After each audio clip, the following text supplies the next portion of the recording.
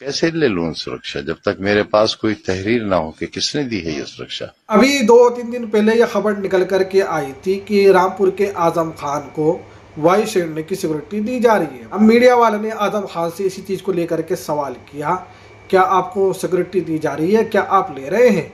आजम खान ने कहा कि मुझे तो पता नहीं है, ना मेरे पास लिखित तौर पर आया है कि भाई मुझको ये सिक्योरिटी दी जा रही है। मैं तो सिक्योरिटी तभी लूंगा जब लिखित तौर पर मेरे पास आ जाएगा।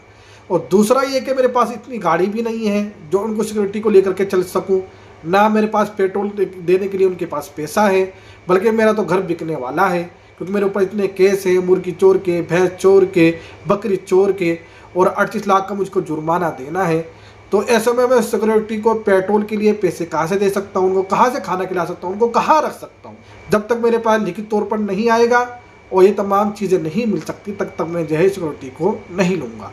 तो आजम खान ने क्या बोला है आप भी जरूर सुने। पहली बात तो मुझे उसकी कोई इत्तला नहीं है, और मैंने आज उन कांस्टेबल से भी कहा कि जब तक मेरे पास कोई तहरीरी सबूत नहीं आता कि मुझे सुरक्षा मिली हुई है उस हद तक मैं इसको लेने के लिए तैयार नहीं हूं। मुझे हालात ने इतना सिखा दिया है, सरकारी जमीनों पर लोगों के नाजायज कब्जे हटे, सरकार ने हटाए, उस पर तामीरात हुई, सरकार ने की, उन बने हुए मकानात का अलॉटमेंट हुआ, सरकार ने किया, और 21 साल की सजा मुझे हुई, 36 लाख का जुर्माना मुझ पर पड़ा।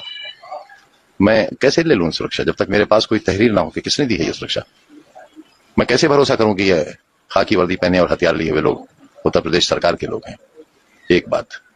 दूसरी बात यह कि मेरे माली हालात इस वक्त ऐसे नहीं हैं कि मैं सिक्योरिटी के लिए कोई सवारी मुहैया करा सकूं। तो मैंने ये भी मैसेज कराया कि अगर आप सिक्योरिटी दे रहे हैं तो इन्हें बैठाने के लिए मेरे पास गाड़ी नहीं है। वाई सिक्योरिटी में ये प्रोविजन है कि आप गाड़ी, तेल, ड्राइवर वो सब मुहैया कराएंगे, जो मुझे अभी तक नहीं कराया गया है। और जब तक वो नहीं होता और जब तक तहरीरी तौर पर सरकार मुझे ये ना बताए कि मुझे सुरक्षा मिली है, किस श्रेणी में मिली है। और ये बात इसलिए कह रहा हूं कि आज ही एक हिंदी के बड़े अखबार में ये खबर शाया हुई है कि सरकार में इस बात पर विचार हो रहा है कि जब मुझे वाई श्रेणी की सुरक्षा मिली थी तब मैं सजा याफ्ता नहीं था। अब मैं, क्योंकि मुर्गी चोरी के इल्जाम में 21 साल की सजा पड़ी है, मुझे 36 लाख का जुर्माना है मुझ पर, सिर्फ एक मुकदमे में अभी 113 के फैसले बाकी हैं।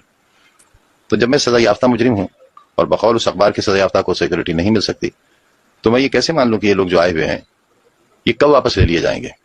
अगर मेरे पास कोई एश्योरेंस नहीं होगा, श्योरिटी नहीं होगी उनके रहने की, तो मैं कैसे भरोसा करूंगा। लिहाजा मैं मुंतजिर हूं इसका कि जो एक 12 MLA रह लेते हैं और नहीं रहते, उनके पास भी 2-2 गनर हैं, और बाकी लोगों के पास तो जेड सिक्योरिटी ही है। एक 12 MLA हो जाने के बाद भारत सरकार की सिक्योरिटी है, कमांडोज हैं उनके पास। हमारे विरोधियों के पास, जिन्होंने शहर लूट लिया, आबरू लूट ली, जिन्होंने लोकतंत्र लूट लिया, सारी व्यवस्था लूट ली, उनके पास सेंट्रल गवर्नमेंट के कमांडोज हैं इस मुर्गी चोर के लिए।